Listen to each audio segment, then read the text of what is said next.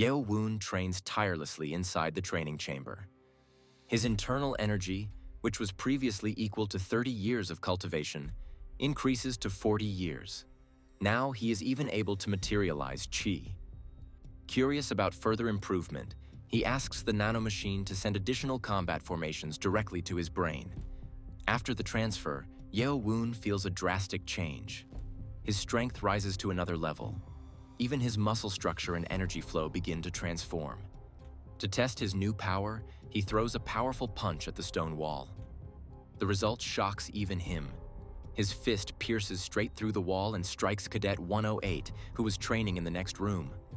The injured cadet is quickly taken to the infirmary. The instructor scolds Yeo-Woon harshly and orders him to continue training in the basement chambers instead. As Yeo-Woon walks toward the basement, Nano informs him that his muscle energy flow has reached its maximum efficiency. At this level, he should now be able to leave marks on stone, similar to the sword traces he saw in the academy library. After arriving in the basement, Yeo-Woon begins practicing the sword techniques he learned from the gravestones. But something feels wrong. His movements feel incomplete. Sitting down to think, he asks Nano to recreate the front image of the gravestone. After analyzing it carefully, he notices small dots beneath the engraved characters. Suddenly, he remembers something. While scanning the library earlier, he had read a book about blood pressure points in the human body. When he compares the dots with the pressure point diagrams, realization strikes him. The characters and dots are actually instructions for attacking vital pressure points. Excited by the discovery, Yeo-Woon leaps to his feet. Later, while heading back toward the training room, a cadet blocks his path and challenges him to a duel. Yeo-Woon shows no interest and continues walking, but the cadet makes an offer. If Yeo-Woon defeats him, he will reveal information about the third test. The duel begins. The cadet attacks aggressively, but Yeo-Woon dodges every strike with ease. Finally, he lands a single powerful blow that sends the cadet flying backward.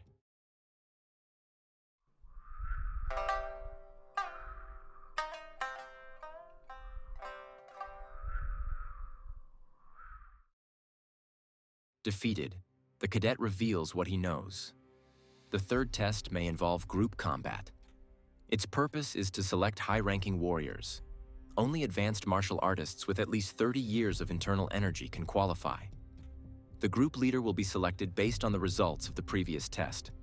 The leader must gather members and train them in sword techniques. The cadet then reveals his real intention.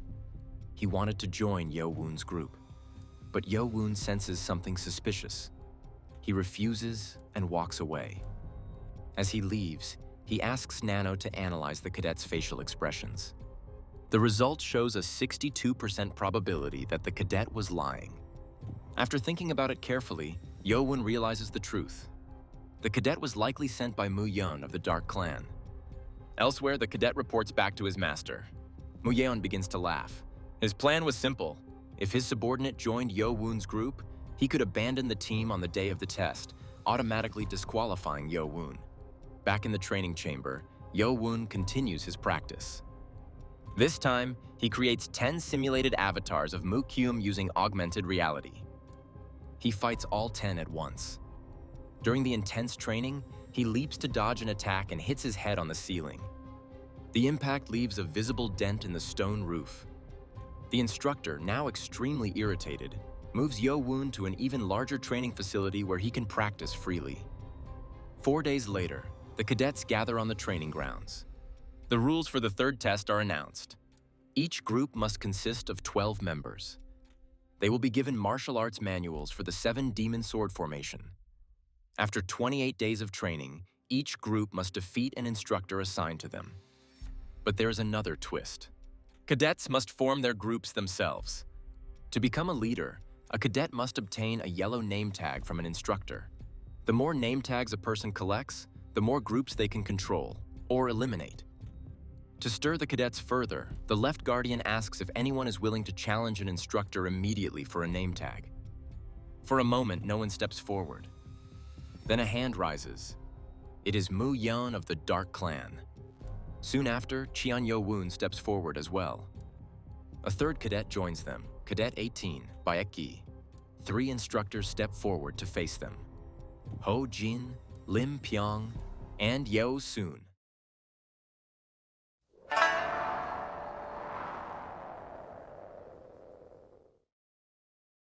The first duel begins. Mu Yeon fights instructor Lim Pyong. Yeo-Woon watches carefully from the crowd, studying every movement. The battle is fierce and evenly matched, but eventually Mu Yeon lands a powerful strike that injures the instructor's shoulder. The instructor falls. He admits defeat and hands over the yellow name tag. Next comes Yeo-Woon's match. The fight begins immediately. Yeo-Woon attacks with relentless speed. The instructor is forced to step back repeatedly. Feeling humiliated, the instructor becomes more aggressive. Suddenly, he launches a lethal strike that causes severe internal damage to Yeo-Woon. Yeo-Woon quietly commands Nano to repair the damage instantly. Seeing him stand up unharmed, the instructor is shocked.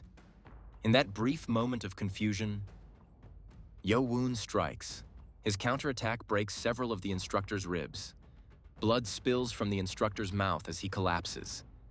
The cadets watch in stunned silence. Yeo-Woon receives his yellow name tag. The final duel begins. Baek Gi attacks first with a powerful kick. The instructor easily avoids it and counters by piercing Baek Gi's foot with a chi blade. Baek Gi is thrown backward. Even with his injured foot, he charges again. But the instructor easily dodges and finishes the match with a devastating punch. Baek Gi coughs blood and accepts defeat. Afterward, wooden swords and manuals are distributed. As Yeo-Woon prepares to leave, he suddenly finds several cadets waiting for him. Haeobong has already gathered several candidates for his group. They still need 7 more members. One cadet steps forward and asks to join. Soon, many others introduce themselves. Yeo-Woon thanks them for their interest. But he makes one thing clear. He does not want temporary members just to pass the test. He wants true subordinates who will follow him even after the academy. He tells them he intends to change the 6 foundations of the main branch. Only those willing to walk that path should stay. Many cadets step back and apologize, but a few remain. Go Wang of the Dark Fist, Woon Min of the Golden Gate, Oh Jong of the Treasure Sword.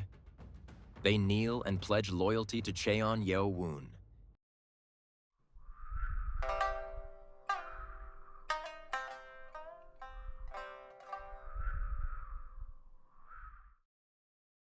Yeo-Woon dismisses them for now. He tells them to consume their Dragon Balls and study the manuals first. Training will begin afterward. While returning, Wang Hul stops him. He advises Yeo-Woon to always travel with at least one subordinate. Other cadets may try to steal his yellow name tag. Inside the training room, Yeo-Woon consumes his Dragon Ball. His internal energy rises dramatically. He now possesses 60 years of chi. Then he asks Nano to replay the recording of Baek Gi's duel. Something about the fight bothered him. He pauses the video and zooms in. On Baek Gi's neck, small red spots appear. Yeo-Woon's expression darkens. Meanwhile, Cheon Yeo-Chan of the Blade Clan has also obtained a name tag. Yeo-Woon visits Baek Gi and warns him. He believes Baek Gi has been poisoned. Shocked, Baek Gi agrees to see the doctor. At the infirmary, the doctor performs a test by making Baek Gi inhale medicinal smoke. Soon, Baek Gi begins coughing violently. The doctor confirms the truth. Baek Gi has indeed been poisoned. The poison was administered in tiny doses over time through his food. Hearing this, Yeo-Woon remembers something painful. The same poison was once used on him and his mother. He survived, but his mother did not. Determined to uncover the truth, Yeo-Woon begins searching for the source. Later, Mu Kyum, who is recovering in the infirmary, tells Yeo-Woon he might find the person responsible in the forest. In the forest, Yong-Sum of the Poison Clan is collecting poisonous herbs. He confronts him directly, exposing his use of micropoison. Jung-sum begins to laugh softly, but before he can finish his mocking words, Yeo-Woon's fist slams into his face with crushing force.